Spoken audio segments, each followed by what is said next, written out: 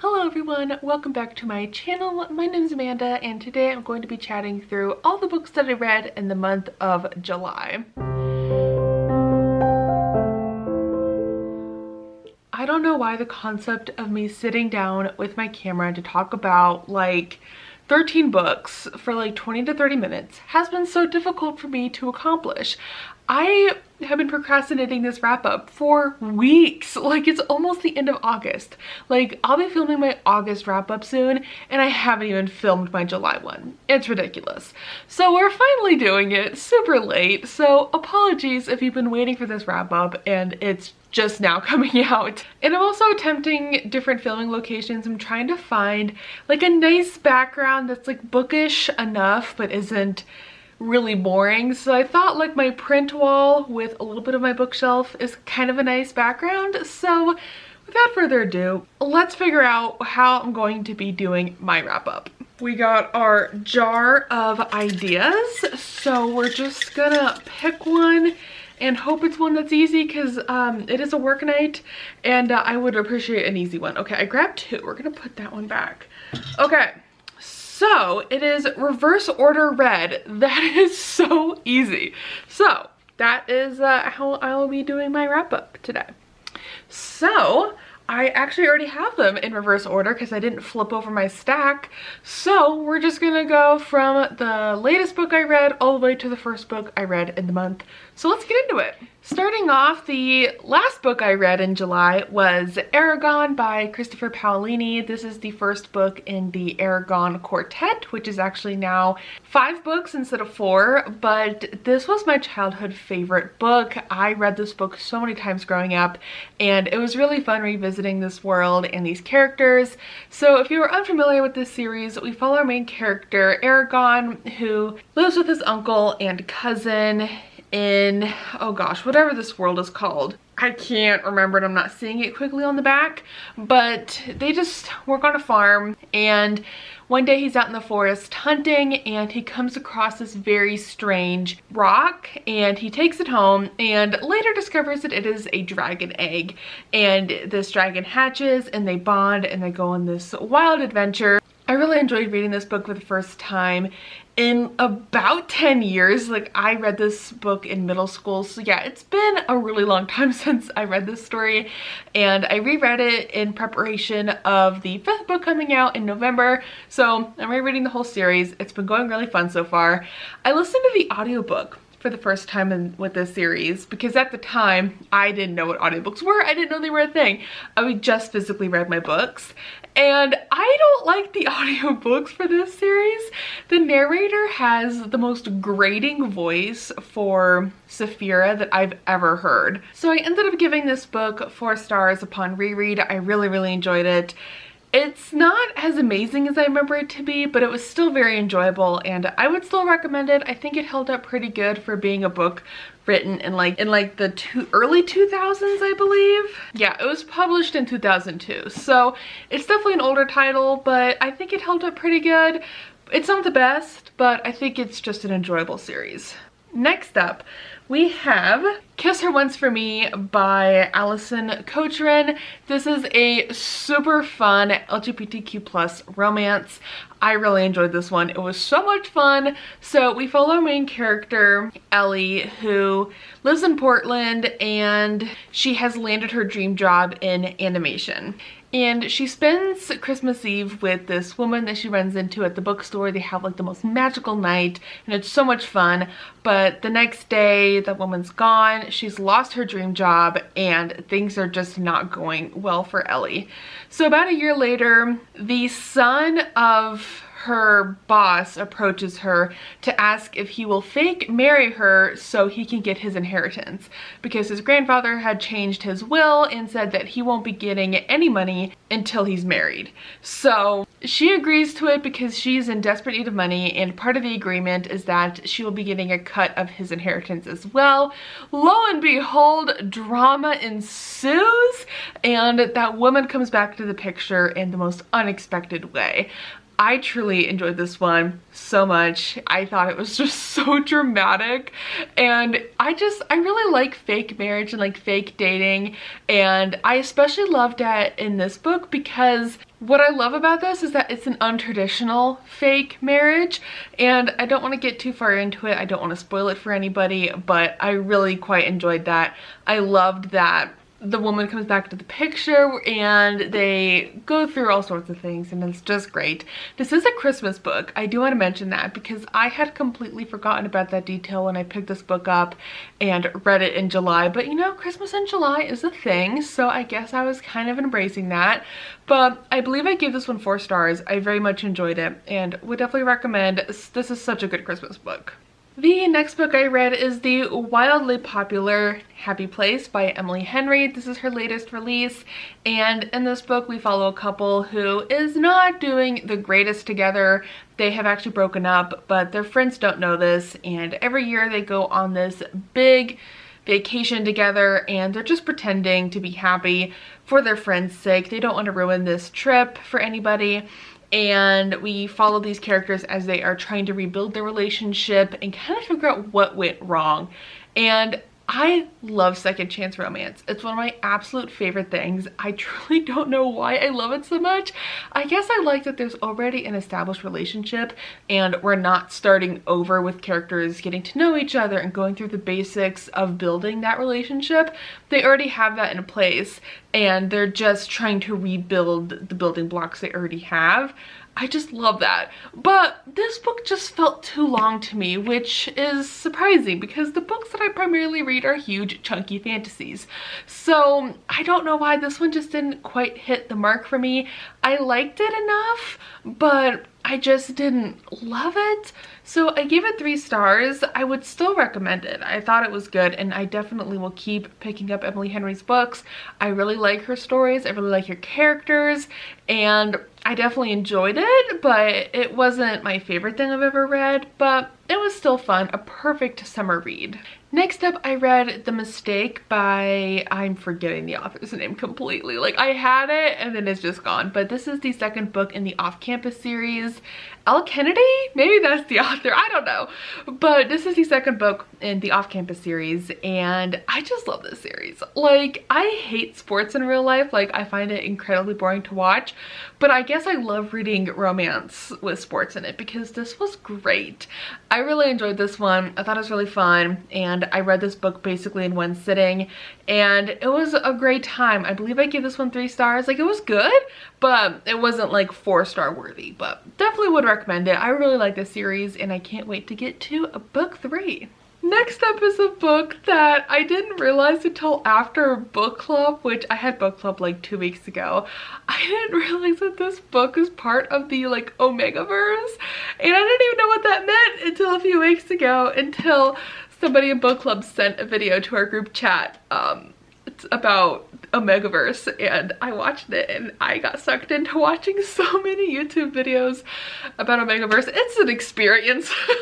And I didn't realize this book, I guess I would consider it Omegaverse, but I loved it though. I don't know what that says about me. And that is Wolf Song by TJ Klune. I find it kind of funny that this book, right on the inside flap, says this series is for adult readers. Like, they're really pushing this is not for kids or young adults, and I agree, very much not.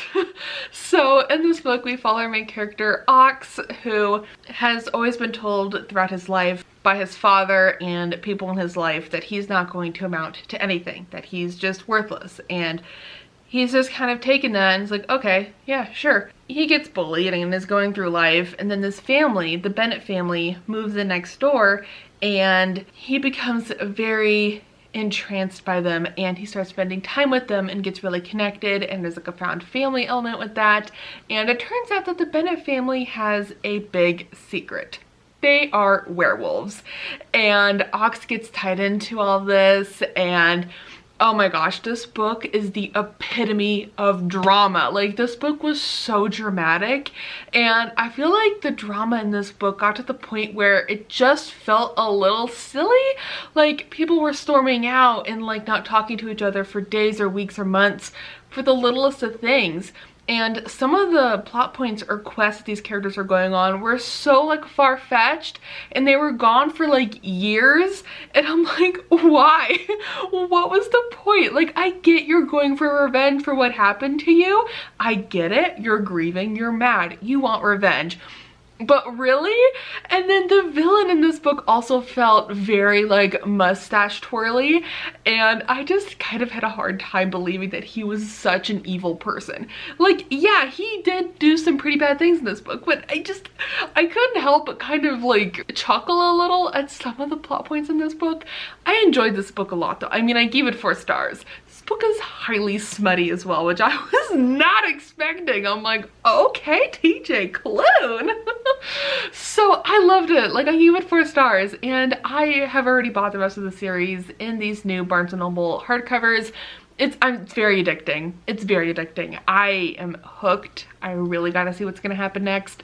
But I just feel like it's a little sillier. Like, I don't know. I felt like when I was reading this book, it felt sillier, even though it was, I could tell it was supposed to be like super serious. Like, everything happening in this book was supposed to be like, we're not kidding around, but it felt very fan fiction-y to me, which is not a bad thing.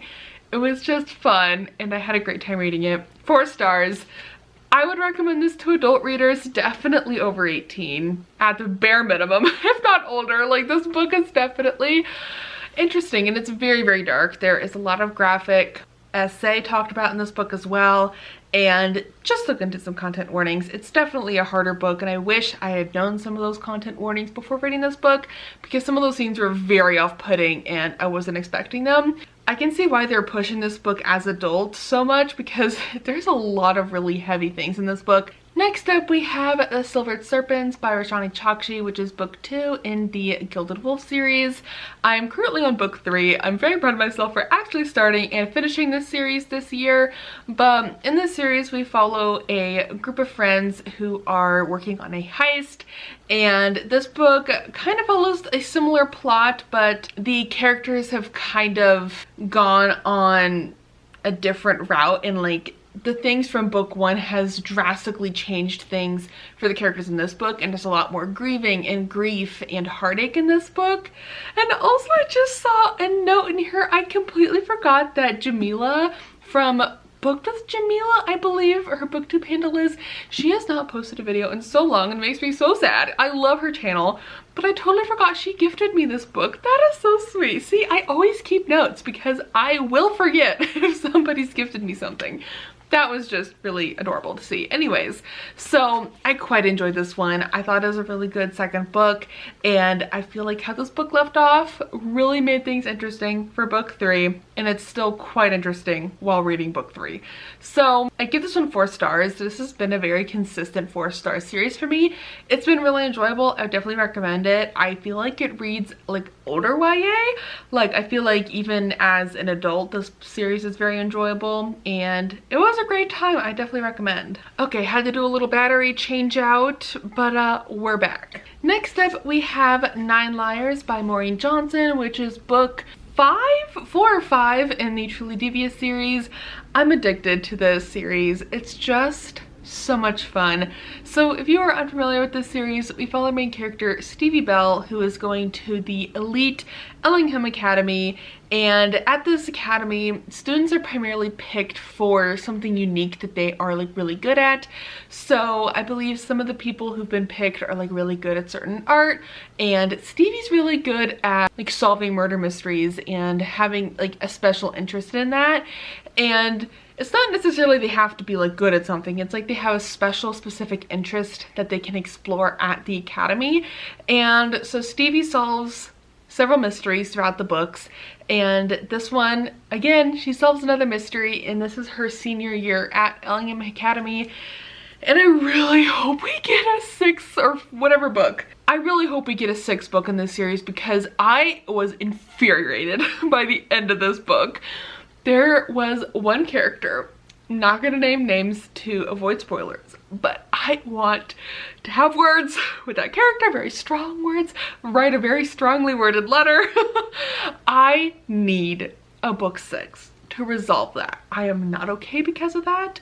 I need resolution, and Maureen Johnson better get on that, because I don't think I could survive just having this book. I read several reviews after finishing this book, and we all feel the same way. Like, we're gonna come for this character. Like, how dare they? So I really, truly hope she writes another book, because I need closure. This was not closure. That was awful. And I give this book, I believe, like 4 stars. It's just a great series. Next up, we have Demon in the Wood by Leigh Bardugo, which is the graphic novel version of her short story. And this was really enjoyable. I quite liked it. The story was really interesting. This follows Alexander, also known as the Darkling, before he's known as the Darkling, and we follow him as like a teenager, and we follow him with his mom as they're traveling and trying to avoid being noticed as Grisha. And it was interesting. I liked getting more of his backstory and kind of finding out more about his teenage years. It was good. I just didn't like love it. There wasn't a whole lot that happened, but the art style was gorgeous and really carried this graphic novel for me. So I believe I gave this one 3 stars. Let me check. Actually, I gave it a 4, so I guess I liked it more than I remember, but it was really good. I would definitely recommend, and I think this is a really good addition to the Shadow and Bone Six of Crows universe. Next up, I read The Shadows by Alex North, which is the companion to The Whisper Man.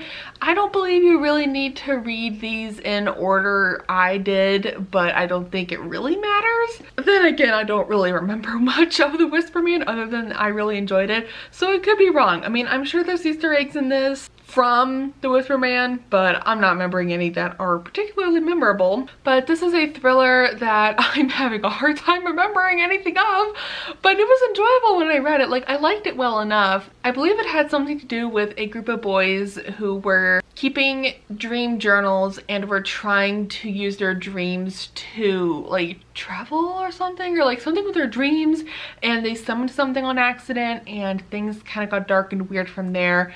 I don't really remember, but that's the basics that I can remember.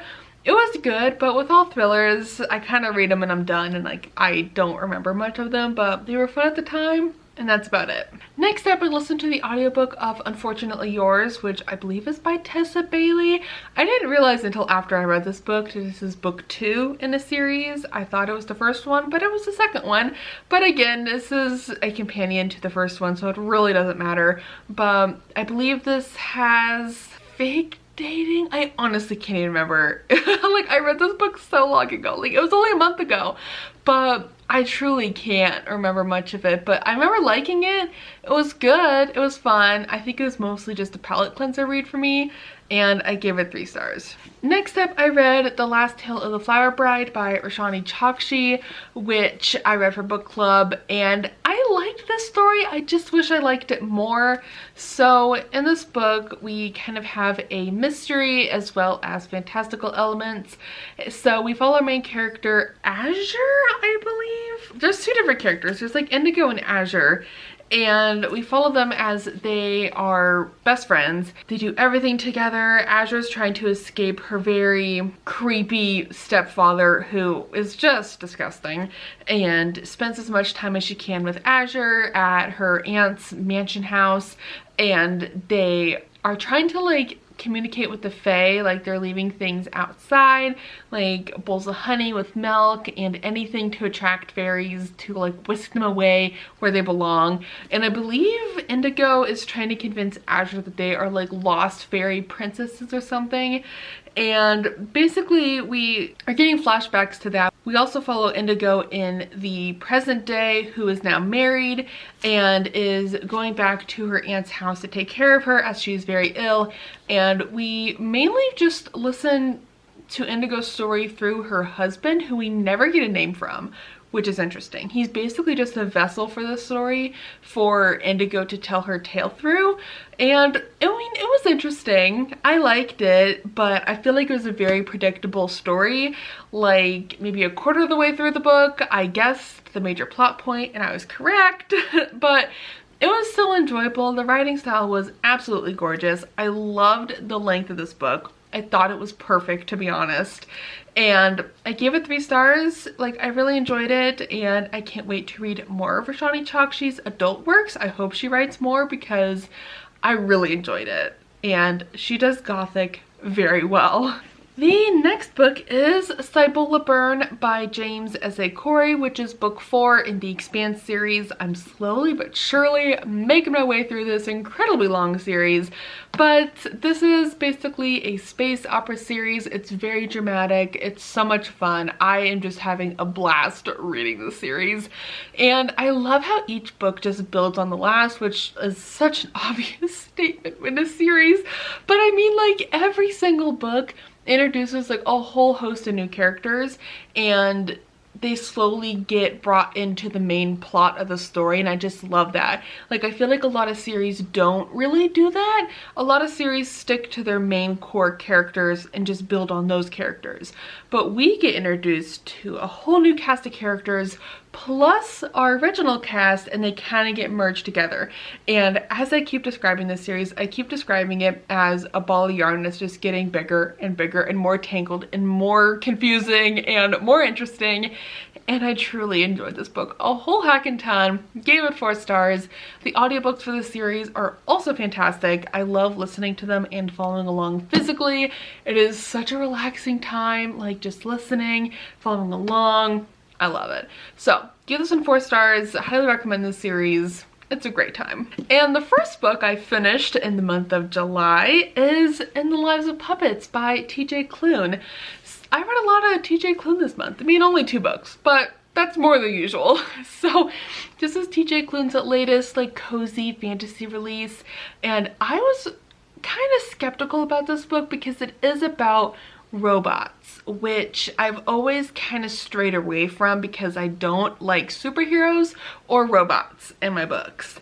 And that kind of stayed true for this book. I just didn't love it, and I feel like I have an unpopular opinion for this book in that I didn't like the audiobook at all. I've seen quite a few reviews saying that they love the audiobook, that this was so good, and it really hit the tone of the characters. And I agree, like, I feel like the tone might not have hit as good reading it physically because some of these characters are just like wild, because we have a robot who used to be a nurse, but she kind of wants to kill everyone, and then we follow another robot who is such a nervous wreck about everything, and their voices were pretty well done. I think Rambo especially, who's the super nervous, anxious robot, his voice, while very grating because I just got sick and tired of hearing his voice, it fit his character perfectly. But for how long this book is, like the audiobook for this I think was like 11 or 12 hours. I mean, it was a really long audiobook.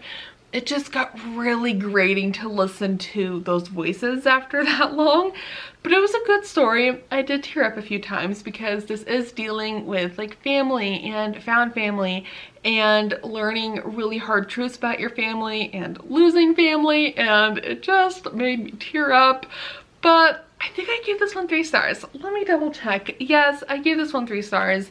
I enjoyed it. I would recommend it. I feel like this does have a more mass appeal. Like, I feel like a lot of people will like this, but I don't think it's as good as his previous 2 cozy fantasies, which is House in the Cerulean Sea and In the Whispering, no, Under the Whispering Door. There we go.